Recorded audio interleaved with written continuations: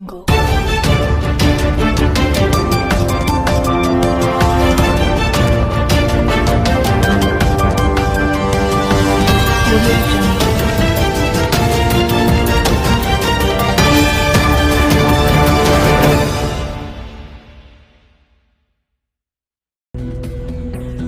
Amritsar heritage street ਵਿੱਚ ਹੋਏ ਦੋ ਧਮਾਕਿਆਂ ਤੋਂ ਬਾਅਦ ਅੱਜ ਡੀਜੀਪੀ ਪੰਜਾਬ ਵੱਲੋਂ ਅੰਮ੍ਰਿਤਸਰ ਹੈਰੀਟੇਜ ਸਟਰੀਟ ਦਾ ਦੌਰਾ ਕੀਤਾ ਗਿਆ, ਜਿਸ ਦੇ ਚੱਲਦਿਆਂ ਉਹਨਾਂ ਮੌਕੇ ਤੇ ਪਹੁੰਚ ਕੇ ਮੁੱਢਲੀ ਜਾਂਚ ਤੋਂ ਬਾਅਦ ਮੀਡੀਆ ਨੂੰ ਸੰਬੋਧਿਤ ਕਰਦੇ ਲੋਕਾਂ ਨੂੰ ਅਪੀਲ ਕੀਤੀ ਕਿ ਉਹ ਇਹ ਘਟਨਾ ਸੰਬੰਧੀ ਜ਼ਿਆਦਾ ਪਰੇਸ਼ਾਨ ਨਾ ਹੋਣ।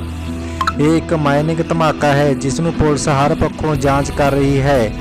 ਇਹ ਧਮਾਕੇ ਨਾਲ ਕਿਸੇ ਟੈਰਰਿਸਟ ਸੰਗਠਨ ਦੇ ਜੁੜੇ ਹੋਣ ਜਾਂ ਫਿਰ ਕਿਸੇ ਸ਼ਰਾਰਤੀ ਵਿਅਕਤੀ ਵੱਲੋਂ ਕੋਈ ਸ਼ਰਾਰਤ ਕਰਨ ਸੰਬੰਧੀ ਇਸ ਘਟਨਾ ਨੂੰ ਅੰਜਾਮ ਦੇਣ ਦੀ ਕੋਸ਼ਿਸ਼ ਸੰਬੰਧੀ ਪੁਲਿਸ ਹਰ ਪਹਿਲੂ ਤੋਂ ਜਾਂਚ ਕਰ ਰਹੀ ਹੈ। ਗੁਰਵਿੰਦਰ ਸਿੰਘ ਗੁਰੀ ਦੀ ਵਿਸ਼ੇਸ਼ ਰਿਪੋਰਟ।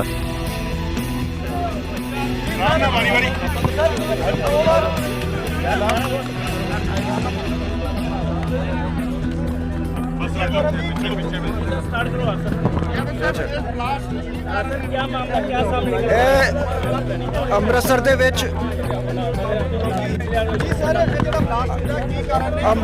ਅੰਮ੍ਰਿਤਸਰ ਦੇ ਵਿੱਚ ਇਹ ਦੋ ਲੋ ਇੰਟੈਂਸਿਟੀ ਰੋੜਾ ਨਾ ਪਾਓ, ਰੋੜਾ ਨਾ ਪਾਓ। ਚੁੱਪ ਰਹਿ ਕੇ ਕਰ ਲੈ ਯਾਰ, ਬਾਹਰ ਚੁੱਪ ਰਹੋ।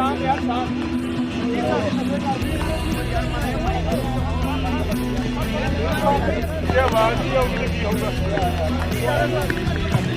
ਅੰਮ੍ਰਿਤਸਰ ਦੇ ਵਿੱਚ ਜਿਹੜੇ ਲੋ ਇੰਟੈਂਸਿਟੀ ਐਕਸਪਲੋਜ਼ਨਸ ਹੋਏ ਹੈਗੇ, ਇੱਕ ਸੈਟਰਡੇ ਰਾਤੀ 11:30 ਦੇ ਕਰੀਬ, ਇੱਕ ਅੱਜ ਸੋਮਵਾਰ ਸਵੇਰੇ 6:15 ਵਜੇ। ਤੇ ਇਸ ਦੇ ਵਿੱਚ ਜਿਹੜੀ ਪ੍ਰੀਲਿਮਿਨਰੀ ਇੰਟਰੋਗੇਸ਼ਨ ਜਿਹੜੀ ਇਨਵੈਸਟੀਗੇਸ਼ਨ ਹੋਈ ਹੈ ਉਸ ਦੇ ਵਿੱਚ ਇਹ ਸਾਹਮਣੇ ਆਇਆ ਕਿ ਇਹ ਲੋ ਇੰਟੈਂਸਿਟੀ ਐਕਸਪਲੋਜ਼ਨ ਸੀਗੇ ਜਿਹੜੇ ਉੱਪਰ ਜਿਹੜੀ ਹੈਰੀਟੇਜ ਸਟੇਜ ਜਿੱਥੇ ਅਸੀਂ ਖੜੇ ਹੈਰੀਟੇਜ ਸਟਰੀਟ ਦੇ ਵਿੱਚ ਇੱਥੇ ਲੋ ਇੰਟੈਂਸਿਟੀ ਐਕਸਪਲੋਜ਼ਨਸ ਹੋਏ ਹੈਗੇ।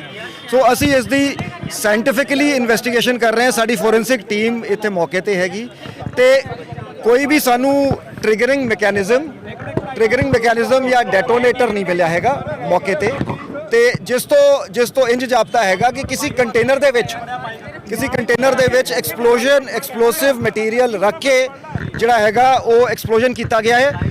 Absence of triggering mechanism means that it is a crude kind of a device. ਅਸੀਂ ਇਸ ਨੂੰ ਪੂਰੇ ਡੀਪਲੀ ਇਨਵੈਸਟੀਗੇਟ ਕਰਾਂਗੇ। ਅਸੀਂ ਕੋਈ ਐਂਗਲਸ ਰੂਲ ਆਊਟ ਨਹੀਂ ਕਰ ਰਹੇ ਹੈਗੇ। ਪ੍ਰੀਲਿਮਿਨਰੀ ਦੋ ਤਿੰਨ ਗੱਲਾਂ ਮੈਂ ਕਹਿਣਾ ਚਾਹਾਂਗਾ ਕਿ ਇਹ ਕਿਸੇ ਦੀ ਮਿਸਚਿਫ ਹੈਗੀ। It is too early to say ਕਿ ਇਟ ਇਜ਼ ਮਿਸਚਿਫ ਜਾਂ ਇਟ ਇਜ਼ ਟੈਰਰ ਐਂਗਲ ਜਾਂ ਕਿਸੇ ਦਾ ਪਰਸਨਲ ਐਂਗਲ ਹੈ। ਸੋ ਅਸੀਂ ਕੋਈ ਵੀ ਐਂਗਲ ਰੂਲ ਆਊਟ ਨਹੀਂ ਕਰਾਂਗੇ। ਅਸੀਂ ਸਾਰੇ ਐਂਗਲਸ ਤੋਂ ਡੀਪਲੀ ਇਨਵੈਸਟੀਗੇਟ ਕਰਾਂਗੇ। ਐਕਸਪਲੋਸਿਵਸ ਆਰ ਵੈਰੀ ਕਰੂਡਲੀ ਅਸੈਂਬਲਡ। ਜਿਹੜੀ ਡਿਵਾਈਸ ਹੈਗੀ, ਟ੍ਰਿਗਰਿੰਗ ਮੈਕੈਨਿਜ਼ਮ ਕੋਈ ਨਹੀਂ ਮਿਲਿਆ ਹੈ, ਡੈਟੋਨੇਟਰ ਕੋਈ ਨਹੀਂ ਮਿਲਿਆ ਹੈ। ਸੋ ਇਸ ਦੇ ਨਾਲ ਹੀ ਮੈਂ ਦੋ ਤਿੰਨ ਗੱਲਾਂ ਜਿਹੜੀਆਂ ਕਹਾਂਗਾ ਕਿ ਪੰਜਾਬ ਪੁਲਿਸ ਪੂਰੀ ਤਰ੍ਹਾਂ ਸક્ષਮ ਹੈ। ਤੁਸੀਂ ਜਿਵੇਂ ਇੱਥੇ ਖੜੇ ਹੋ, ਆਵਾਜਾਈ ਲੋਕਾਂ ਦੀ ਜਿਹੜੀ ਹੈਗੀ ਐਵਰੀਥਿੰਗ ਇਜ਼ ਨਾਰਮਲ। ਸੋ ਮੈਂ ਲੋਕਾਂ ਨੂੰ ਅਸ਼ੋਰ ਕਰਦਾ ਹਾਂ ਕਿ ਅਸੀਂ piece, harmony, law and order ਬਣਾ ਕੇ ਰੱਖਾਂਗੇ। ਨੰਬਰ 2, ਫੇਕ ਰਿਊਮਰਸ ਦੇ ਵਿੱਚ ਕਈ ਵਾਰੀ ਲੋਕੀ ਗਲਤ ਗੱਲਾਂ ਕਹਿੰਦੇ ਆ। ਸਾਡਾ ਫੈਕਟ ਚੈੱਕ ਕਰੋ, ਸਾਡੇ ਸੋਸ਼ਲ ਮੀਡੀਆ ਹੈਂਡਲਸ ਹੈ, ਅਸੀਂ ਆਫੀਸ਼ੀਅਲੀ ਰਿਲੀਜ਼ ਕਰਾਂਗੇ। ਥਰਡਲੀ ਵਾਈਟ ਪਾਊਡਰ ਬਰਾਮਦ ਹੋਇਆ ਸੀਗਾ ਥੋੜਾ ਜਿਹਾ। ਦੇਖੋ ਜੀ, ਆਈਈਡੀ ਤੇ ਕੋਈ ਵੀ ਜਿਵੇਂ ਮੈਂ ਕਿਹਾ ਜਿਹੜਾ ਕਰੂਡ ਐਕਸਪਲੋਜ਼ਨ ਹੈ ਜੀ। ਸੋ ਬੇਸਿਕਲੀ ਆਈਈਡੀ ਹੁੰਦੀ ਹੈ ਜਿਹਨੂੰ ਆਪਾਂ ਕਹਿੰਦੇ improvised explosive device. So anything which causes an explosion is an IED. So we are looking into it ਕਿ ਇਹ ਕਿਸੇ ਸ਼ਰਾਰਤੀ ਬੰਦੇ ਦੀ ਮਿਸਚਿਫ ਹੈਗੀ ਜਾਂ ਇਹ ਕੋਈ ਆਰਗੇਨਾਈਜ਼ਡ ਅਟੈਂਪਟ ਹੈ, ਕਿਸੇ ਦਾ ਕੋਈ ਮੋਡਿਊਲ ਹੈਗਾ। ਇਸ ਦੀ ਟਾਈਮਿੰਗ ਜਿਹੜੀ ਹੈਗੀ ਉਸ ਦੀ ਕੀ ਸਿਗਨੀਫੀਕੈਂਸ ਹੈ। ਸੋ ਇਨਵੈਸਟੀਗੇਸ਼ਨ ਦੇ ਵਿੱਚ ਅਸੀਂ ਟੈਕਨੀਕਲੀ CCTV ਫੁਟੇਜ ਲੈ ਕੇ ਟੈਕਨੀਕਲ ਮੀਨਸ ਤੋਂ ਜਿਹੜੇ ਵੀ ਸਾਨੂੰ ਇੱਥੇ ਮੌਕੇ ਤੇ ਲੋਕ ਸੀਗੇ ਸਾਰਿਆਂ ਨੂੰ ਇਨਵੈਸਟੀਗੇਸ਼ਨ 'ਚ ਜੁਆਇਨ ਕਰਾ ਕੇ ਅਸੀਂ ਇਸ ਨੂੰ ਥ੍ਰੈਡਬੇਅਰ ਕਰਾਂਗੇ ਕਿ ਇਹ ਕਿਵੇਂ ਹੋਈ ਗੱਲ।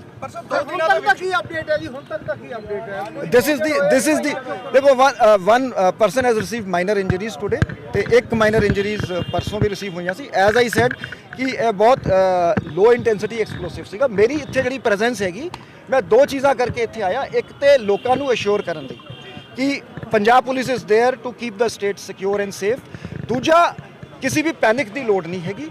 ਅਸੀਂ ਇਸ ਨੂੰ ਵਰਕਆਊਟ ਕਰਾਂਗੇ। ਅਸੀਂ ਹੁਣ ਤੱਕ ਹਾਲੇ ਤੱਕ ਜਿਹੜੇ ਵੀ ਕੇਸ ਸਾਡੇ ਰਿਪੋਰਟ ਹੋਏ ਹੈ ਪੰਜਾਬ ਪੁਲਿਸ ਨੇ ਸਕਸੈਸਫੁਲੀ ਵਰਕਆਊਟ ਕੀਤਾ ਹੈ ਤੇ this case will also be worked out. Sir ਸੈਚੂਰੇਟ ਜਿਹੜਾ ਬਲਾਸਟ ਹੋਇਆ ਸੀ ਉਸ ਵੇਲੇ ਉਹਦੇ ਵਿੱਚ ਪ੍ਰਾਇਮਰੀ ਕੀ ਦੇਖਿਆ ਗਿਆ ਜੀ?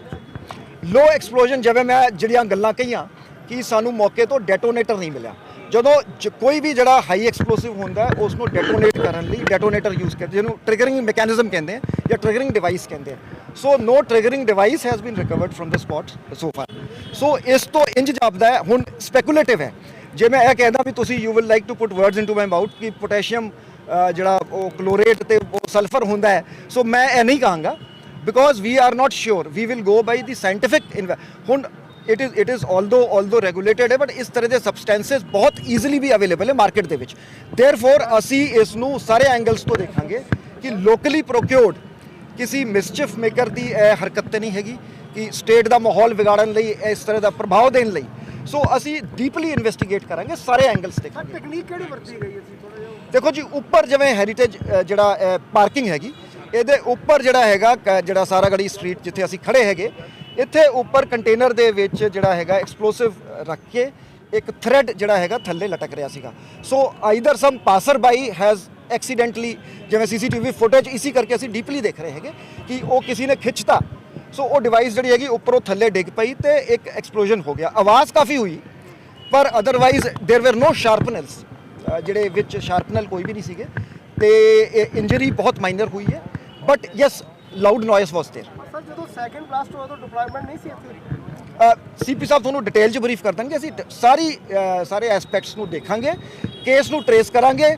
ਫੇਕ ਰਿਊਮਰਸ ਤੇ ਨਾ ਜਾਓ, ਇਹ ਕਿਸੇ ਦੀ ਮਿਸਚਿਫ ਹੋ ਸਕਦੀ ਹੈ। ਅਸੀਂ ਪੰਜਾਬ ਦੇ ਵਿੱਚ ਪੀਸ ਤੇ ਹਾਰਮਨੀ ਨੂੰ ਡਿਸਟਰਬ ਨਹੀਂ ਹੋਣ ਦੇਵਾਂਗੇ। ਕੁਝ ਲੋਕ ਸਰ ਆਇਡੈਂਟੀਫਾਈ ਕੀਤੇ ਗਏ ਨੇ ਇਸ ਮਾਮਲੇ ਦੇ ਵਿੱਚ ਕਿ ਕਿੱਥੋਂ ਇਹ ਰੱਖਿਆ ਗਿਆ, ਜਾਂ ਚਿਮਨੀ ਦੇ ਵਿੱਚ, ਜਿਸ ਤਰ੍ਹਾਂ ਤੁਸੀਂ ਮੈਟਲ ਡਿਵਾਈਸ ਕਹਿ ਰਹੇ ਹੋ ਕਿ ਉਹਦੇ ਵਿੱਚ ਰੱਖਿਆ ਗਿਆ ਚਿਮਨੀ ਦੇ ਵਿੱਚ, ਇਹ ਤਾਂ ਕੁਝ ਪਤਾ ਚੱਲਿਆ ਕਿ ਕਿਹੜੇ ਰੈਸਟੋਰੈਂਟ ਅਸੀਂ ਸਾਰੇ ਐਂਗਲਸ ਨੂੰ ਇਨਵੈਸਟੀਗੇਟ ਕਰਾਂਗੇ ਜੀ ਸਰ। secondary में detail I think CP साहब will brief again after some time. after meeting sir the meeting का